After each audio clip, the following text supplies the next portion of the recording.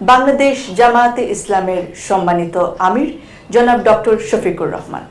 আসসালামু আলাইকুম, কেমন আছেন? ওয়ালাইকুম আসসালাম ওয়া রাহমাতুল্লাহ। আলহামদুলিল্লাহ, ভালো আছি।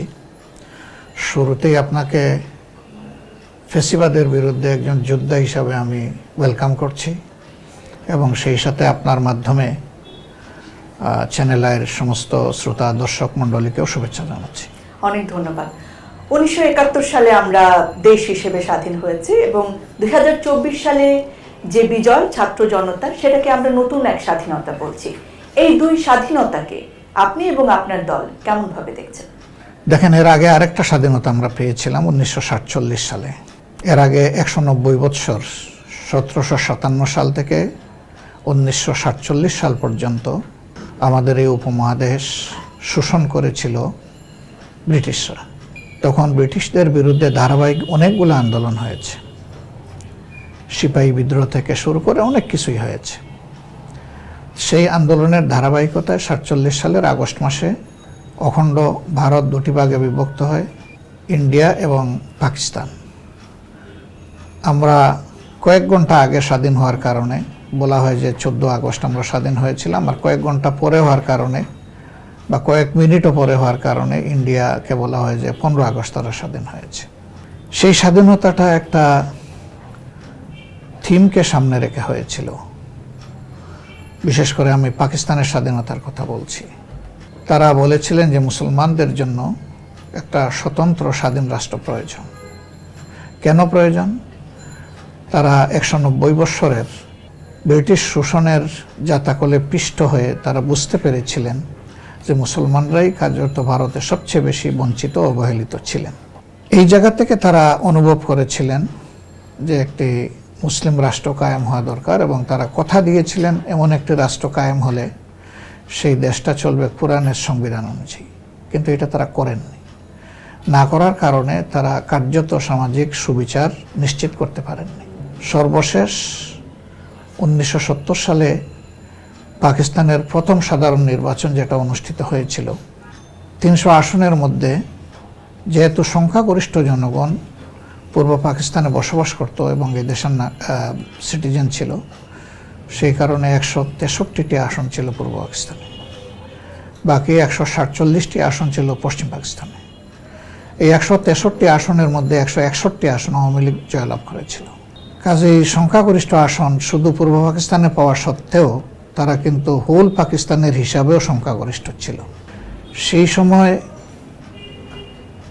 ভুট্টো সাহেবের আজগুবি দাবি, উদ্ভট চিন্তা এবং হঠকারিতার কারণে তিনি শেখ মুজিব সাহেবের নেতৃত্ব সারা পাকিস্তানে মেনে নিতে রাজি হলেন না, এবং তিনি যুক্তি দেখালেন যে শেখ মুজিবুর রহমান পূর্ব পাকিস্তানে সব আসনই হয়তো বা জিতেছেন, কিন্তু পশ্চিম পাকিস্তানে তো কোনো একটা আসনও তিনি জয়লাভ করেননি। যেহেতু তিনি সারা পাকিস্তানে ইউনিফর্মলি এরকম কোনো আসনে জয়লাভ করেন নাই, সেই কারণে সারা পাকিস্তান তিনি এককভাবে শাসন করতে পারেন না। আর তিনি তার কথা উপস্থাপন করে বলেছিলেন, আমিও পূর্ব পাকিস্তানে পিপুলস পার্টি পূর্ব পাকিস্তানে কোনো আসন পাইনি, কাজে আমিও সারা পাকিস্তান শাসনের এখতিয়ার রাখি না।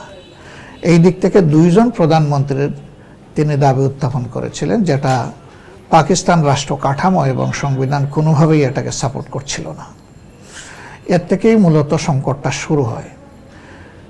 তার উচিত ছিল কোন জায়গার মানুষ ভোট দিয়েছে এটা বড় কথা নয়, কতটা আসনকে জয়লাভ করেছে এটাকে বিবেচনায় নিয়ে গণতান্ত্রিক এই মূল্যবোধ এবং মানুষের ভোটের স্বীকৃতি দেওয়া। এটা না দেওয়ার কারণে সংকট যেটা সৃষ্টি হলো, শেষ পর্যন্ত নির্ঘাত একটা যুদ্ধে এটা পরিণত হলো। তো মানুষ তো ভোট দেয়নি যুদ্ধ করার জন্য, ভোট দিয়েছিল তার অধিকার প্রতিষ্ঠিত করার জন্য। এবং আওয়ামী লীগ অনেকগুলা কথা বলেছিল। পাকিস্তান আন্দোলনের নেতারা যেমন কথা দিয়ে কথা রাখেন নাই, পরবর্তী পর্যায়ে আওয়ামী লীগও কথা দিয়ে কথা রাখে নাই। আপনি কি যুদ্ধটাকে সঠিক সিদ্ধান্ত বলছেন, নাকি সিদ্ধান্তটা আসলে ভুল ছিল? না, যুদ্ধটা তো চাপিয়ে দেওয়া হয়েছিল। এই যুদ্ধের পাকিস্তানিরা, পশ্চিম পাকিস্তানিরা এবং সামরিক শাসকের ব্যর্থতার কারণে এই যুদ্ধ করা ছাড়া তো কোনো উপায় ছিল না।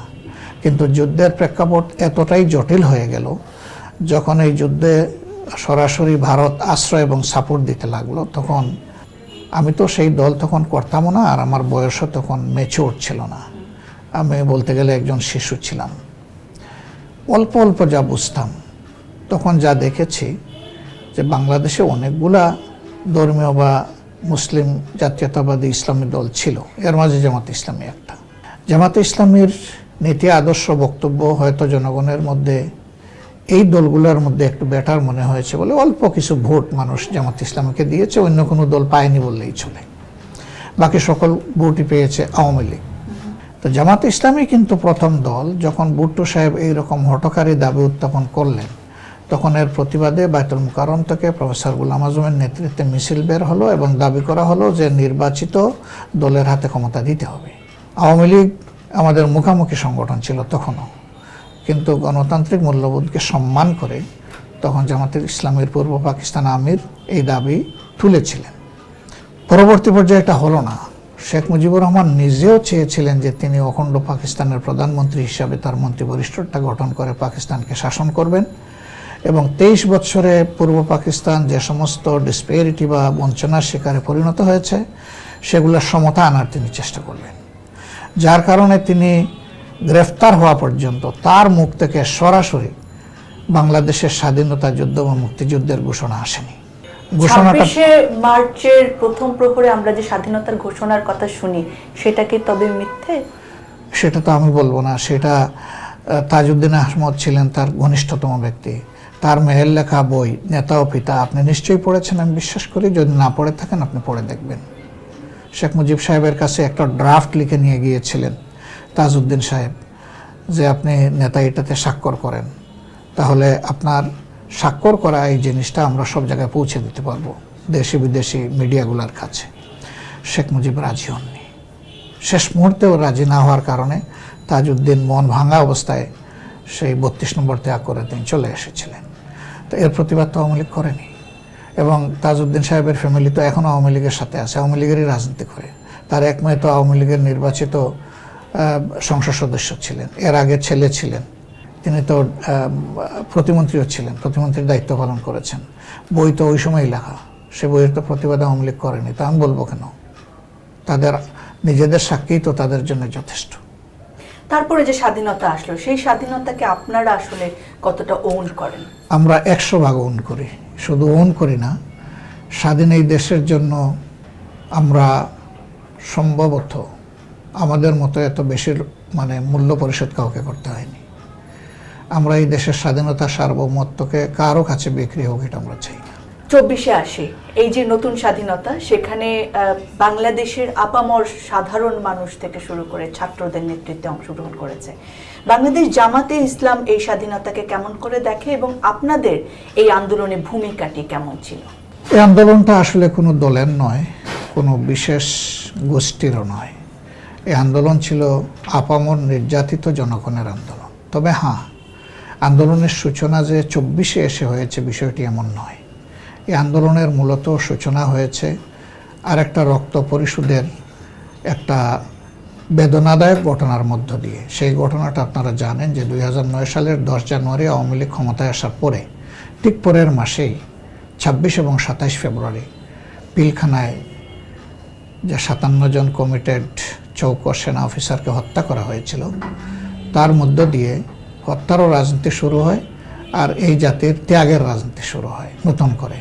এই যে 15 বছর আগে বা 15.5 বছর আগে দেশপ্রেমিক সেনাবাহিনীর এতগুলা চৌকস অফিসারকে হত্যা করার মধ্য দিয়ে যে যাত্রা শুরু হয়েছিল এবং তার পরের বছর জামাত নেতৃবৃন্দকে যেভাবে ফার্সিক্যাল ট্রায়ালে নিয়ে ক্যাঙ্গারু কোর্টে মিসক্যারিয়েজ অফ জাস্টিস করা হয়েছে, এগুলার সাক্ষী শুধু বাংলাদেশের জনগণ না, বিশ্ববাসী।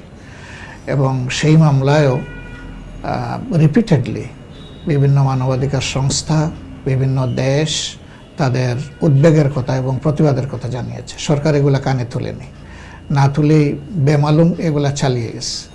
তখন থেকে শুরু করে 2024 সালের 5ই আগস্ট পর্যন্ত এই সরকারের হাতে এই জাতির রক্ত লেগে আছে। আমরা দফায় দফায় স্বৈর শাসনের বিরুদ্ধে আন্দোলন করেছি, আপনারাও করেছেন। আপনি এক্সপেরিয়েন্স করেছেন এমন একটি বেদনাদায়ক ঘটনা যেটা প্রতিবাদ করতে আপনি বাধ্য হয়েছিলেন। আপনার আমন্ত্রণে যাওয়া একজন অতিথি আপনার সাথে যে হঠকারী আচরণ করেছিলেন, এটা জাতি এবং বিশ্ববাসী প্রত্যক্ষ করেছে।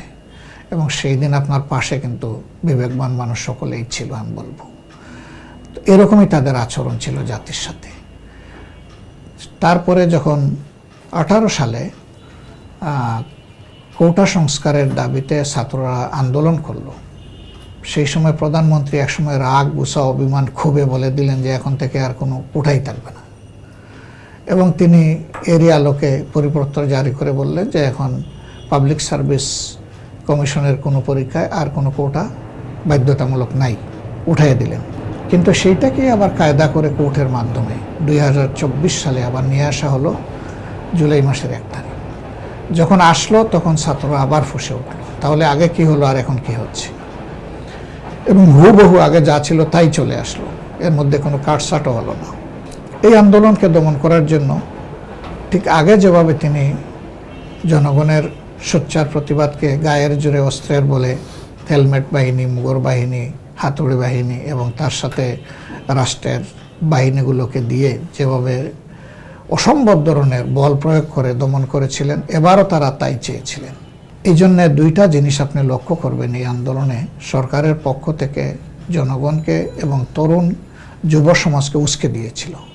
একটি প্রধানমন্ত্রীর চীন সফরের পরে ফিরে আসা এক সাংবাদিক সম্মেলনে কোনো একজন সাংবাদিক বন্ধুর প্রশ্নের জবাবে তিনি যে খেদ জেড়েছিলেন এবং গোটা তরুণ সমাজকে যেভাবে অপমানিত করেছিলেন, এটা তাদের রক্তে আগুন ধরিয়ে দেয়। আরেকটি ছিল ওবায়দুল কাদের সাহেব বলেছিলেন যে এই ধরনের আন্দোলন দমনের অভিজ্ঞতা আমাদের আছে, এর জন্য ছাত্রলীগ যথেষ্ট, এবং সেই ছাত্রলীগকে ঢাকা বিশ্ববিদ্যালয়ে আবার সেই হাতুড়ি হাতে দিয়ে, অস্ত্র হাতে দিয়ে পাঠিয়ে দিলেন। সেখানে শুধু ছেলেদেরকে আহত করা হয় নাই, আঘাত করা হয় নাই, আমাদের কলিজার টুকরা কোমলমতি মেয়েদেরকেও কিন্তু সেদিন অনেক অপদস্থ করা হয়েছে, যা গণমাধ্যমে আপনারা তুলে ধরেছেন। এই 2টা ঘটনা কার্যত এই আন্দোলনে বলতে পারেন যে আগুনে ঘি ঢেলে দিয়েছিল, এবং আমি বলবো যে তারা তাদের হঠকারী মানসিকতার কারণেই এরকম দাম্ভিকতা তারা প্রদর্শন করেছিলেন। তারপরে রংপুরে আবু সাইদের যে ঘটনাটা, এটা ছিল 3য় টার্নিং পয়েন্ট। সেখানে এই ছেলেটা তো নিরস্ত্র ছিল, তার হাতে তো কোনো বম ছিল না, আগ্নেয়াস্ত্র ছিল না, জাস্ট একটা সিম্বলিক স্টিক তার হাতে ছিল, কিন্তু সেই স্টিক দিয়ে কেউ কারো দিকে সে তেড়ে যায়নি, বরঞ্চ সে বলেছিল যে আমার অধিকার দাও, নাইলে আমাকে গুলি করো। তো বলছে না, অধিকার দিব না, তোমাকে গুলি করব। একটা একটা করে 3টা গুলি করে ছেলেটাকে জায়গায় মেরে ফেললো। কিন্তু এখানেও আমরা দেখলাম যে নাটক, সেখানে তার পোস্টমর্টম রিপোর্ট বদলানোর পায়তারা হয়েছে, বিভিন্ন ধরনের পুলিশ এফআইআরে 3বার এটা চেঞ্জ করে দেখানো হয়েছে যে সে সন্ত্রাসীদের গুলিতে মারা গেছে, সে পুলিশের গুলিতে মারা যায়নি। অনেক নাটক, এই গোটা বিষয়টা নিয়ে অনেক নাটক হয়েছে। এই আন্দোলন কি তার মানে যদি জামাত শিবির কিংবা আপনাদের দলের, আমি এই জায়গাটায় আসছি, জি, তো এইভাবে এই আন্দোলনটা ছিল একটা সামগ্রিক আন্দোলন। এটা আমি আগেও বলেছি, কোনো দলের নয়। যারা কলেজ বিশ্ববিদ্যালয়ে লেখাপড়া করে, এমনকি কেজি স্কুলের ছাত্ররা সেই আন্দোলনে শরিক হয়েছিল, আপনারা সাক্ষী, সবাই বের হয়ে এসেছিল। 1.5 মাসের শিশু কোলে নিয়ে এক মা উত্তরায় চলে এসেছিলেন রাজপথে। আপনাদের মতোই এক সাংবাদিক প্রশ্ন করেছিলেন যে আপনি এইভাবে আসলেন কেন কুলের এই কচি বাচ্চাটা নিয়ে? তিনি বলছেন আমার তো একটা বাচ্চা নাই ওই রকম স্বৈরাচারের বিরুদ্ধে লড়াই করা, আল্লাহ আমাকে যেটা দিয়েছেন এটা নিয়ে আমি চলে এসেছি। That was the sentiment of the people. কারণ সারা জাতি ছিল ওদের কাছে মজলুম। এই জন্যে এখানে কোনো দলমত কিছুই ছিল না। জামাতি যেহেতু সবচেয়ে বড় মজলুম সংগঠন, সেই কারণে স্বৈরাচারের বিরুদ্ধে এর আগেও আমরা আন্দোলন করেছি, এই আন্দোলনে আমরা সম্পৃক্ত ছিলাম, কিন্তু আলাদাভাবে আমাদের কোনো পজিশন আমরা দাবি করিনি, এখনও করব না, কোনো কৃতিত্ব দাবি করিনি, এখনও করব না। আমরা সবসময় বলে আসছি যে এর মূল কৃতিত্ব আল্লাহ তাআলার। আমরা কেউ কল্পনা করি নাই যে 5 তারিখ আগস্ট মাসের এই ধরনের একটা পরিবর্তন হবে। আর স্বৈরশাসক যিনি বলেছিলেন যে অমুক পালায় না, নিজের নাম ধরে তিনি এইরকম চলে যাবেন দেশ থেকে, এটা আমরা কেউ কল্পনা করি নাই। দেশ এইভাবে স্বৈরশাসন মুক্ত হবে এবং জনতার জীবনে স্বস্তি ফিরে আসবে, এটা তো আমরা কেউ কল্পনা করি নাই। এটা ডিভাইন গিফট আল্লাহ তাআলা। আন্দোলনকারীদের মধ্যে এরপরে যারা ইসলাম ছিল, শিবিরও ছিল, সবাই ছিল, সবার মতো আমরা ছিলাম। সেই জায়গাটিতে একটুখানি আলাদা কোনো আমরা আন্দোলন পরবর্তী সময়ে দেখেছি যে বিভিন্ন বিশ্ববিদ্যালয় কেন্দ্রিক সংগঠন যে শিবিরের রয়েছে, অনেকেই অন্য সংগঠনে এতদিন ছিলেন, এখন হয়তো প্রকাশ্যে আসছেন। এই কৌশল কি আপনারা আগেও অবলম্বন করেছেন? ছাত্ররা এটা ভালো বলতে পারবে, এটা তাদের কৌশল। কিন্তু কৌশলের আগে একটু চিন্তা করেন যে একটা ছেলে দাঁড়িয়ে আছে মুখে, নামাজ পড়ে, নাফ, সে শিবির। একটা ছেলে দাড়ি নাই, নামাজ পড়ে, আরেকজনকে বলছে বন্ধু চলো নামাজে যাই। সে বুয়েটের মেধাবী ছাত্র আবরার ফাহাদ, তাকে শিবির বলে মেরেই ফেললো। শিবির হলে কি কোনো অসুবিধা? একজন ছাত্রলীগ করবে, এটা তার চয়েস, আরেকজন ছাত্রদল করবে, এটা তার চয়েস, একজন ছাত্র ইউনিয়ন করবে, এটা তার চয়েস, একজন শিবির করবে, এটাও তার চয়েস। তার তো এটা কনস্টিটিউশনাল রাইট, এটা সে করবে।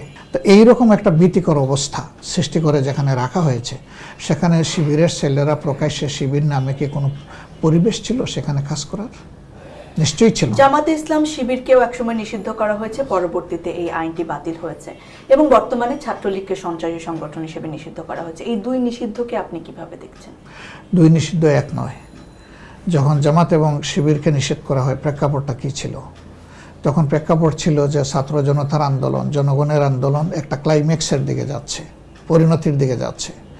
সেই সময় ইস্যু ডাইভার্ট করার জন্য আস্তে করে জামাত ইসলামী এবং ইসলামী ছাত্র শিবিরকে নিষিদ্ধ করে দেওয়া হলো। তাও হাস্যস্কর। কোথায়?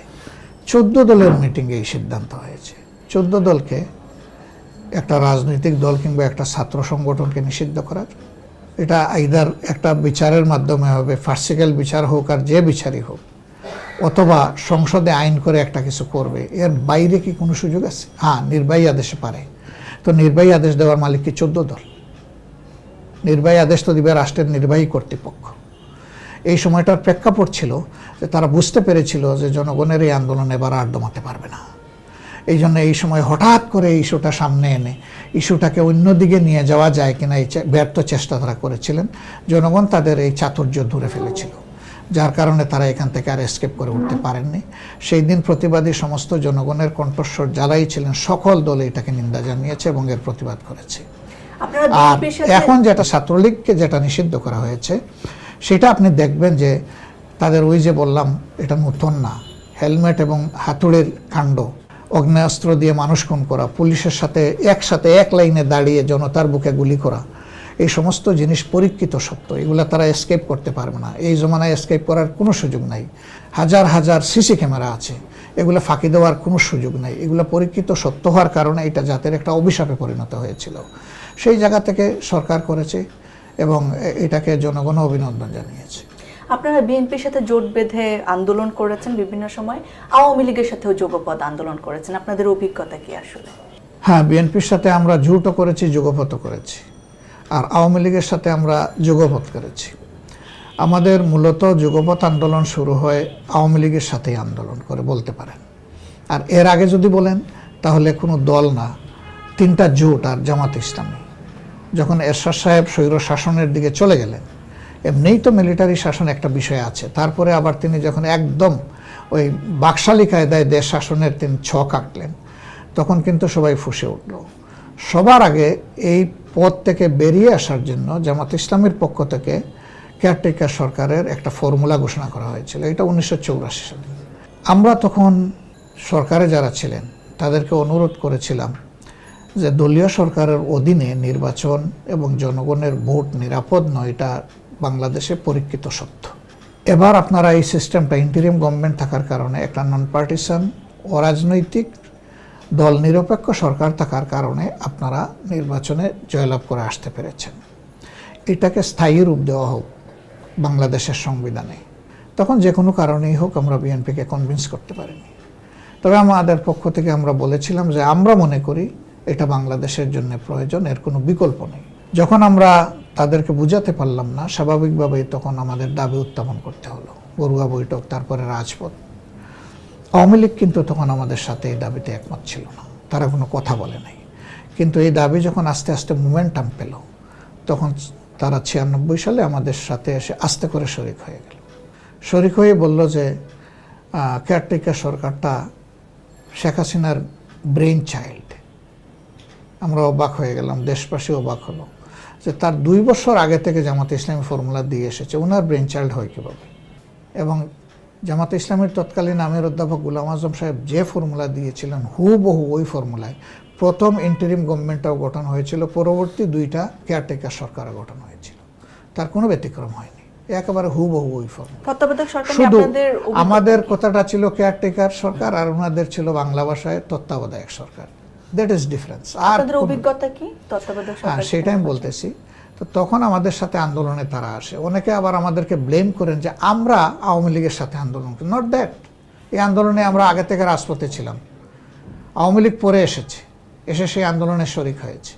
এটার অভিজ্ঞতা হচ্ছে যে এই আন্দোলন হওয়ার কারণে আওয়ামী লীগ ক্ষমতায় আসতে পারছে, কেয়ারটেকার সরকার গঠন হয়েছে, সেই সরকারের সময় মানুষ তার ভোট দিতে পেরেছে, মানুষ তার জাজমেন্টে আওয়ামী লীগকে একটু সামান্য বেশি ভোট দেওয়ার কারণে আওয়ামী লীগ সরকার গঠন করতে সক্ষম হয়েছে। সেইবার তারা তত্ত্বাবধায়কের গায়ে হাত দেয়নি, কারণ তারা কনফিডেন্ট ছিল যে পরের বার তারা আবার চলে আসবে, এই জন্য তারা এটা রেখে দিয়েছিল। এরপরে তারা পরের বার যখন আসতে পারলো না, তখন বুঝলো সর্বনাশ, এই তত্ত্বাবধায়ক থাকলে তো চিরস্থায়ী বন্দোবস্ত আওয়ামী লীগের জন্য হবে না, তখন ক্ষমতার পালাবদল হওয়াটাই স্বাভাবিক। এই তারা বিভিন্ন কায়দায় যখন পরবর্তী পর্যায়ে আসলো, দ্যাট ইজ 2008-এর 29শে ডিসেম্বরের নির্বাচনের মাধ্যমে 2009-এ যখন সরকার গঠন করলো, তখনই তাদের মাথায় চাপলো যে এই তত্ত্বাবধায়ক রাখা যাবে না। তো এটা যদি আপনার ব্রেইন চাইল্ড হয়, আওয়ামী লীগ সভানেত্রীর যদি এটা ব্রেইন চাইল্ড হয়, কোনো মা কি তার সন্তান জবাই করে? উনি তো মা হয়ে তার সন্তান জবাই করে দিলেন। আমরা তার দাবির সত্যতা সমর্থন করছি না, তিনি দাবি করেছিলেন এটা তার ব্রেইন চাইল্ড, তার মানসপুত্র, তো তিনিই তো জবাই করে দিলেন। কেন জবাই করলেন? তিনি বুঝতে পারলেন যে তিনি যে রেজিমে, যে স্ট্যান্ডার্ডে দেশকে চালাতে চান, এটা জনগণ কমফোর্ট ফিল করবে না, এবং এটা হবে জুলুমের রাজত্ব। জুলুমের রাজত্ব 5 বছর পরে যদি একটা দল নিরপেক্ষ সরকারের হাতে নির্বাচনটা হয়, তখন স্বাভাবিকভাবেই তার দলের আশাটা অসম্ভব হয়ে যাবে। এই জন্য এই রাস্তাটা বন্ধ করার জন্য এবং চিরস্থায়ী বন্দোবস্ত নেওয়ার জন্যেই তারা এই কথা বলেছিলেন। এমনকি তারা লম্ফজম্প করে, তারা দম্ভ করে বলতেন যে 2041 সালের আগে যেন কেউ অন্য কোনো চিন্তা না করে। ভোট দিলে জনগণ, যদি ওনাদের কথা মনে করেন ওনারা ভোটেই এসেছেন, তাহলে ভোট দিল জনগণ 5 বছরের জন্য, আর ওনারা বলে দিলেন যে 41 সাল পর্যন্ত কেউ যেন আর চিন্তা না করে, তাহলে জনগণের ভোটের মূল্যটা কোথায়? এটা আওয়ামী লীগের নতুন সংস্কৃতি না, এই কালচার আওয়ামী লীগ, বাংলাদেশ স্বাধীন হওয়ার পর থেকে এই কালচারেই আওয়ামী লীগ বিশ্বাসী ছিল। যার কারণে জনগণের ভোটকে সম্মান না করার কারণে যে মুক্তিযুদ্ধ অনিবার্য হয়ে উঠলো এবং একটা দেশ স্বাধীন হলো অনেক ত্যাগের বিনিময়ে, সেই দেশে এসে জনগণের উপর আস্থা হারিয়ে শেখ মুজিবুর রহমান সাহেব আবার বাকশাল করতে গেলেন কেন? যেই দলের নামে ইলেকশন করে তিনি 161 আসন পেয়েছিলেন, সংখ্যাগরিষ্ঠ আসন লাভ করেছিলেন এবং পরবর্তীতে দেশ শাসন করলেন, সেই আওয়ামী লীগকেও তো তিনি জবাই করে দিলেন। একটা কথা একটু জানতে চাই, সেই আওয়ামী লীগের নাম তো রাখলেন না তিনি। পতিত সরকার আওয়ামী লীগ, তাদের একটা বড়ই বলবো নির্বাচন বলেন কিংবা জনগণের জনপ্রিয়তা পাওয়ার জন্য একটা বলি ছিল, স্বাধীনতার পক্ষের শক্তি, স্বাধীনতার বিপক্ষের শক্তি। স্বাধীনতার পক্ষের শক্তি তারা, স্বাধীনতার বিপক্ষের শক্তি সম্ভবত আপনারা। এই ব্যাপারটিকে একটু ক্লিয়ার করবেন?